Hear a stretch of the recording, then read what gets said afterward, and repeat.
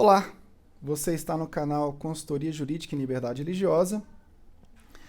Eu sou Michel Augusto, minha formação é em Teologia e Direito e tenho me dedicado a duas áreas de pesquisa, que é pregação expositiva e liberdade religiosa.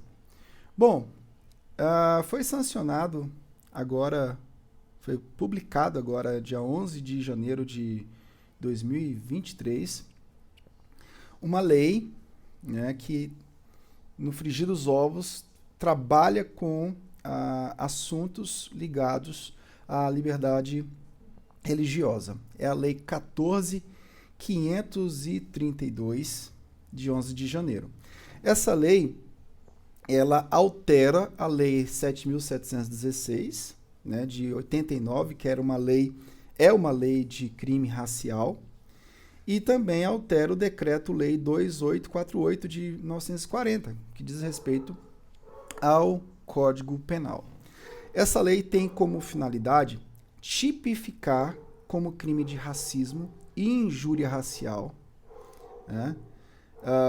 Ela tem como objetivo também prever pena de suspensão de direito em caso de racismo. E esse racismo pode ser praticado no contexto de atividade, por exemplo, esportiva, né? Alguém vira para o outro e diz, ô seu isso, ô seu aquilo. Ou artística, e aí engloba também a questão de humor.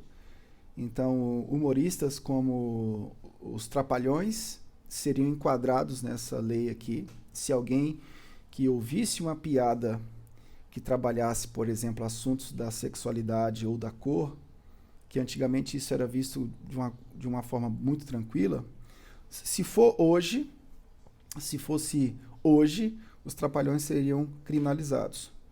Ou artística, e prevê pena para o racismo religioso também, e recreativo, e para o praticado por funcionário público. E aqui, então, dentro do aspecto do crime racial, o legislador inseriu aspectos de questões religiosas e, com certeza, o racismo propriamente dito, e questões ligadas ao racismo em relação à distinção de opções sexuais. Tudo isso está incluso nesse artigo. Então, a Lei 7.716, no seu artigo 1º, passa a vigorar com essas alterações. Injuriar alguém, ofendendo-lhe a dignidade ou decoro em razão de raça, cor, etnia ou procedência nacional. Pena, reclusão de 2 a 5 anos e multa. A pena é aumentada, no parágrafo único, de metade se o crime for cometido mediante o concurso de 2 ou mais pessoas.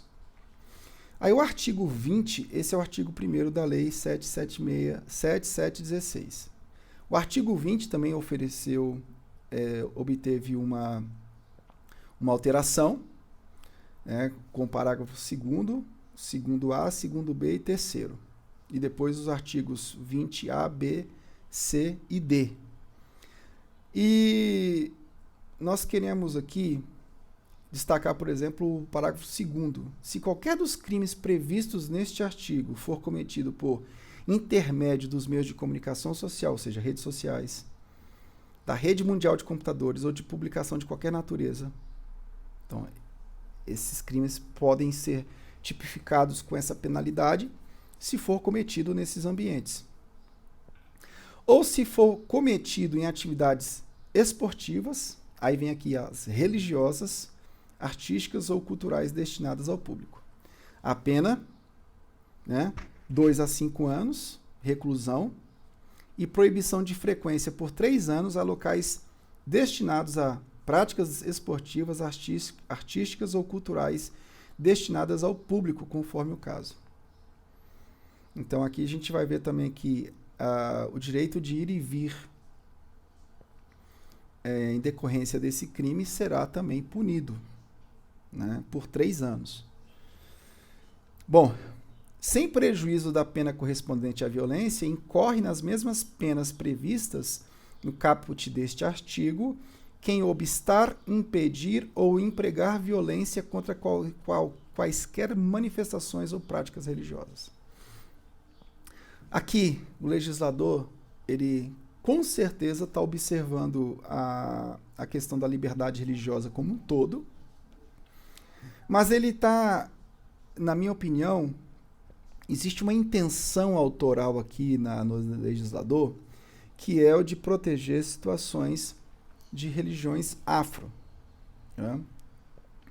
Que tem uma conexão muito forte com as questões raciais, né?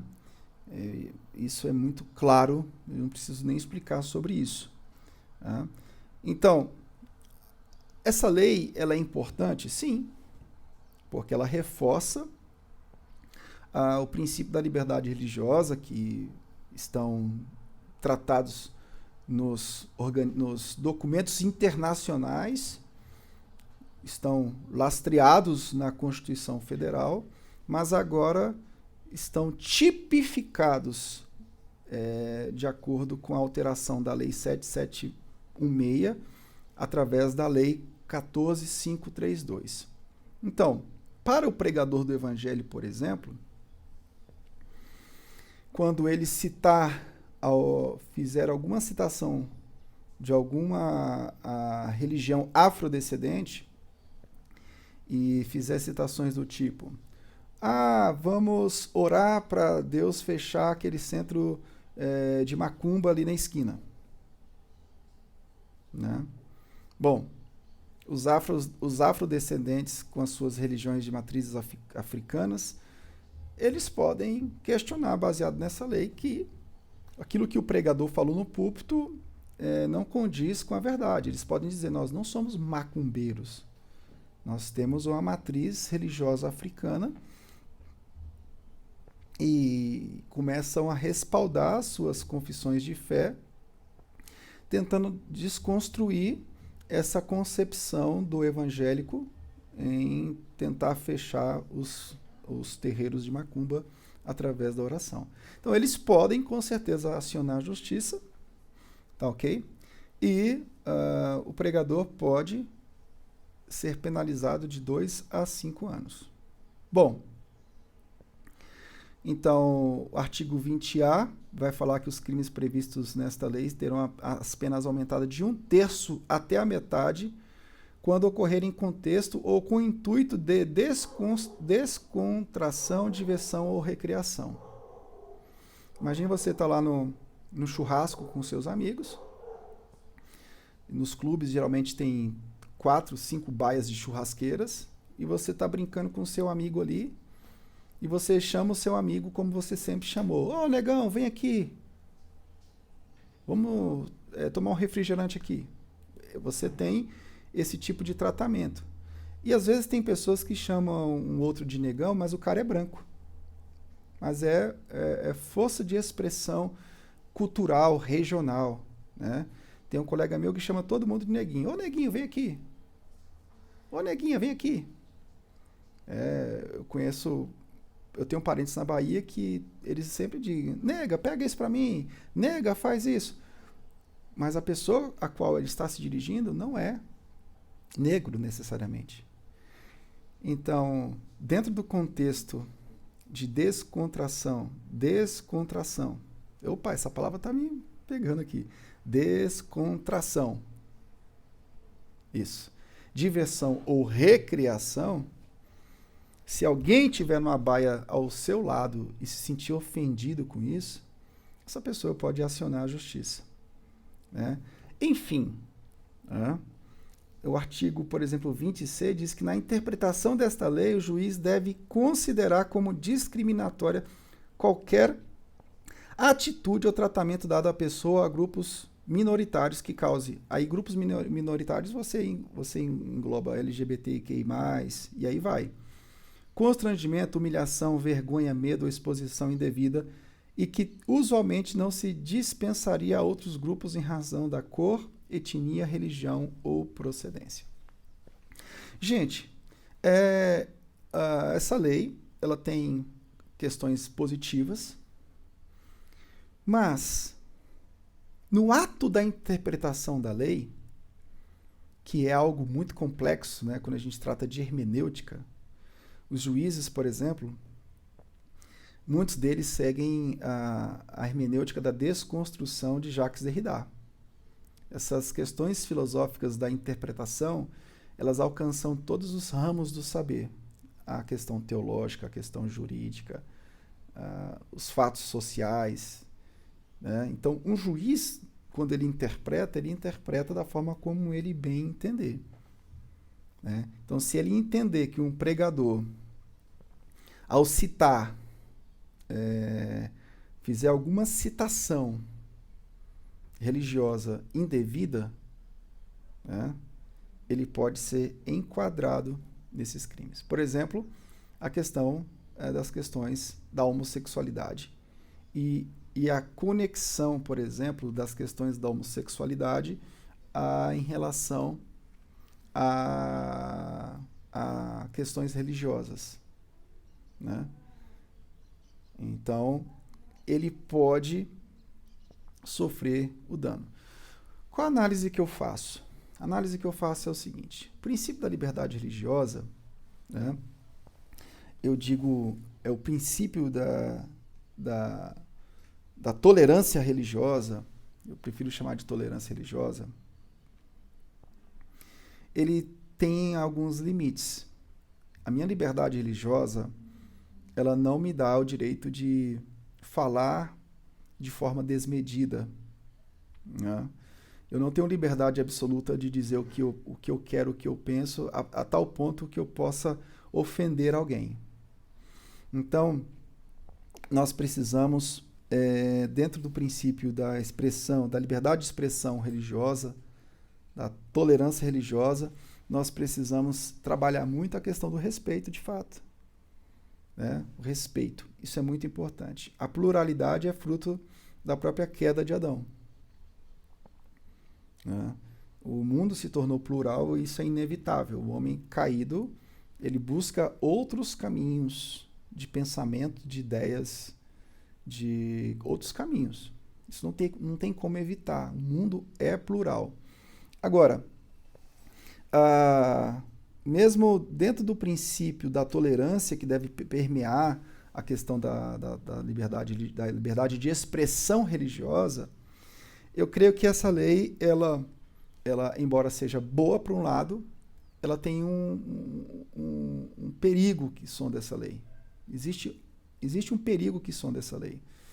A própria expressão religiosa, quando eu prego o evangelho e eu considero, por exemplo, um grupo como um grupo herético, por exemplo. Quando eu chegar num púlpito e digo, olha, fulano, esse grupo aqui é herético, tome cuidado. Ou seja, no ato da pregação apologética, por exemplo,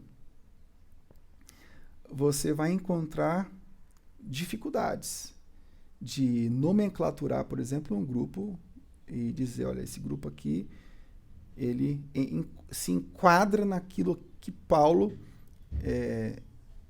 determinou como doutrinas heréticas, que são contrárias ao corpo da sã doutrina, né? E outras implicações que isso pode trazer. Tudo isso dentro do contexto das redes sociais, tudo isso dentro do contexto recreativo, tudo isso dentro do contexto da prática religiosa, que é dentro do culto público ou fora do culto público, do contexto de descontração, de diversão e recreação.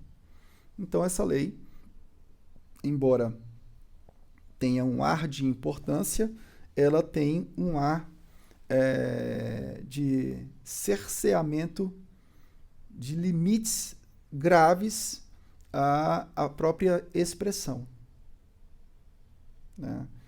Isso é um pouco perigoso. Embora tenhamos que respeitar, entendamos bem o que eu estou dizendo, a liberdade de expressão religiosa não nos dá o direito de falar de forma desmedida, de forma desrespeitosa, mas o próprio princípio da liberdade de expressão religiosa traz para nós um contexto de expressão, onde eu possa expressar aquilo que eu considero pecado, aquilo que eu considero herético, aquilo que eu considero contrário à verdade de Deus.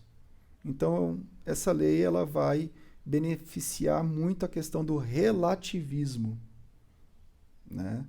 E, na minha opinião, a gente tem que tomar muito cuidado. E como ela vai ser interpretada por juízes que seguem linhas de interpretação bem perigosas, bem subjetivas, e aí o cuidado deve ser maior. Tá bom? Respeito a diversidade é importante, mas a liberdade de expressão religiosa, aos poucos, está sendo cerceada. Tá ok? Considerando que as metas da ONU de 2030 excluiu nos artigos principais a liberdade religiosa, ou seja, liberdade religiosa é tratado de modo em subtópicos, aquilo que vier abaixo das metas de 2030 da ONU não me surpreenderá. Se você gostou desse vídeo, dê um like, se inscreva no canal, ative o sino e aguarde novos vídeos no tocante a esse tema. Nós somos um canal com especialidade em consultoria em liberdade religiosa. Eu tenho formação específica nessa área, né? E quero estar ajudando vocês aqui nesse processo, tá bom? Deus te abençoe, um abraço, tchau, tchau.